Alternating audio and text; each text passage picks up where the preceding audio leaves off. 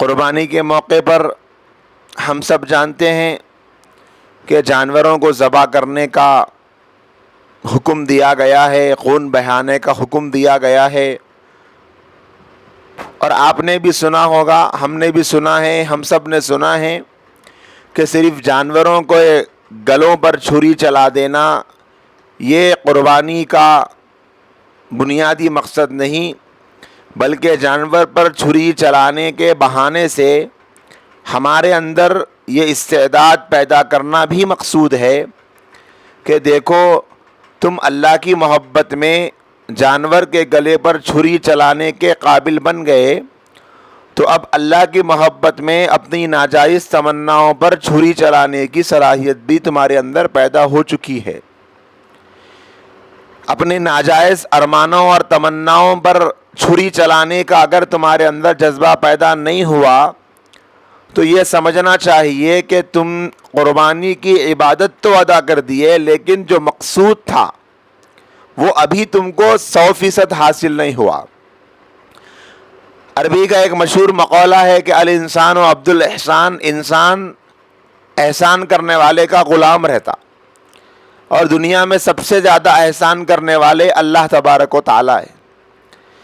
اللہ کے کئی احسانات ہیں، لیکن ابھی ریسنٹلی عید الاضحیٰ کے موقع پر اللہ نے ہمارے اوپر ایک بہت بڑا احسان یہ فرمایا کہ ہمارے پیسوں سے خریدے گئے جانوروں کو اللہ کی راہ میں قربان کرنے کا حکم دیا، اور ہم نے جانور کو ذبح کیا اللہ کے نام پر، اور اللہ نے سارا کا سارا اس جانور جو کچھ تھا اس کا سب کچھ ہمارے لیے حلال کر دیا۔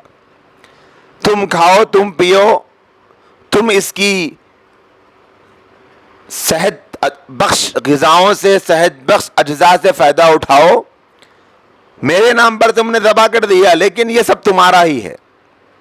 تو یہ اللہ کی کتنی بڑی نعمت تھی کہ اللہ نے ہم کو یہ موقع عطا فرمایا تھا، لیکن اس نعمت کو پانے کے بعد ہمارا عمل جیسا ہونا تھا۔ اللہ جی آپ کا لاکھ لاکھ شکر ہے کہ میں عید الاضحیٰ کے بعد میں جانور کا گوشت کھا پا رہی ہوں، سرے کا سالن کھا پا رہی ہوں، نہاری پائے کھا پا رہی ہوں، ہڈیوں کا سالن بنا کے کھا سک رہی ہوں، گوشت کھا سک رہی ہوں۔ اے میرے مولا آپ کا بڑا کرم ہے۔ 2 رکعت اللہ کی شکرانے میں بڑھ کے پڑھنے کی ضرورت تھی، لیکن یہ 2 رکعت شکرانے کے بڑھ کے کیا پڑھتے؟ رات میں گرم گرم گوشت بنا کر، پائے کا سالن، نہاری کا سالن، اور پتہ نہیں کیا کیا بنا کے قربانی میں آئے سو گوشت کے یا گھر میں ہوئی سو قربانی کے حصوں میں سے مزے لے لے کے کھا کے عشاء کی نماز اتنا کھا لیے کہ نماز پڑھنے کو ہاتھ نہ ہو رہا، اور پھر کھا لے کے جو سو گئے تو اتنا سو گئے کہ فجر کی نماز بھی چھوڑ گئی۔ تو اب آپ بتاؤ یہ شکرانہ ہوا یا پھر بغاوت ہوئی؟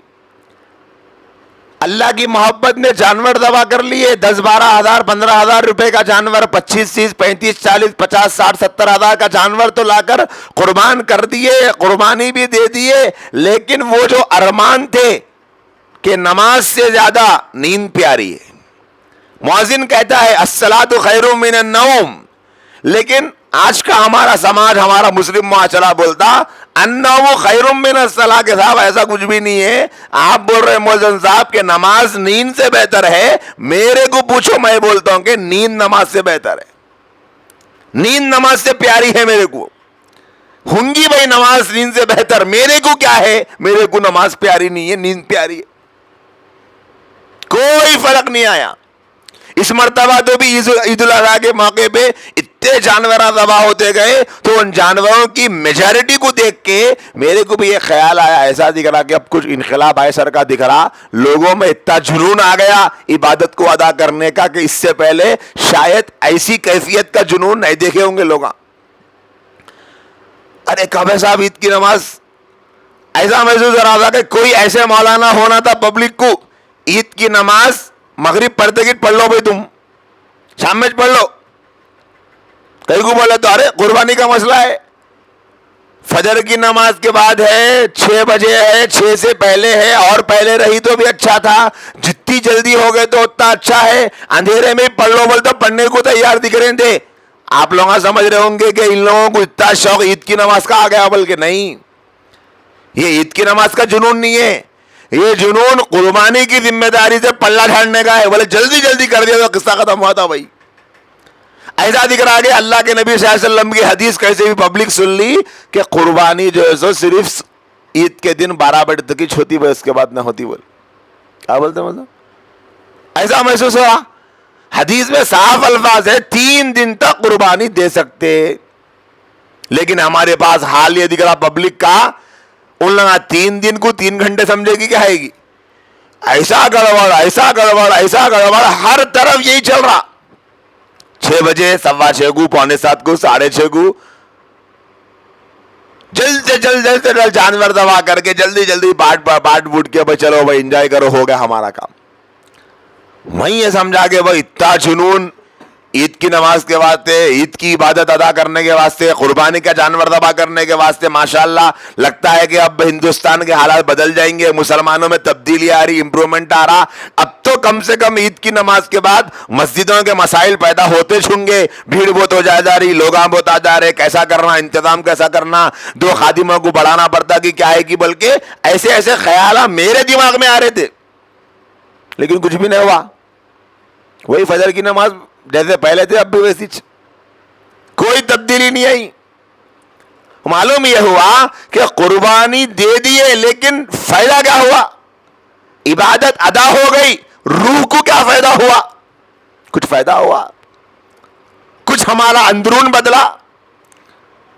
وہ جانور بیچارے ایسا محسوس ہو رہا کہ ہمارے سے تو اچھے خوش قسمت وہ لوگ ہو گئے کہ وہ لوگ اللہ کی راہ میں جان قربان کر کے اللہ کے نام پہ شہید ہونے والوں میں نام لکھا لیے، اور آج تک ہم اللہ کی محبت میں اپنا ارمان قربان کرنے والوں میں اپنا نام نہیں لکھا سکے.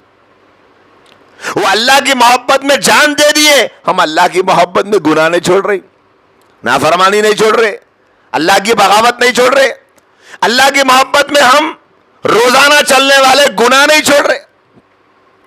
میری عزیز ماؤں اور بہنوں، ہمیں بہت زیادہ سنجیدگی کے ساتھ غور کرنے کی ضرورت ہے.